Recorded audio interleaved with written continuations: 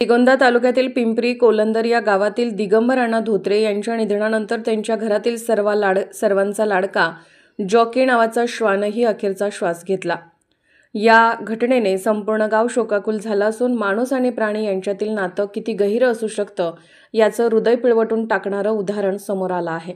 31 October रोजी दिगंबर अण्णा धोत्रे यांचं वयाच्या 48व्या वर्षी हृदयविकाराच्या झटक्यानं निधन झालं।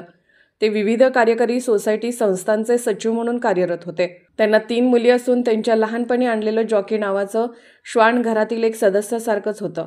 प्रत्येक वर्षी जॉकीचा वाढदिवसही साजरा केला जात होता। मालकाचं निधन झाल्यापासून जॉकीने अन्न पाणी पूर्णपणे त्यागलं। दररोज तो दाराजवळ बसून मालकाच्या परतीची वाट बघत राहिला।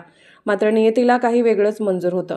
मालकाच्या 13व्या नंतर 14व्या दिवशी जॉकीने शेवटचा श्वास घेतला। या घटनेनं संपूर्ण परिसरात हळहळ व्यक्त केली जात आहे। गावकऱ्यांनी सांगितलं, जॉकी फक्त कुत्रा नव्हता, तो अण्णांचा सावलीसारखा सोबती होता।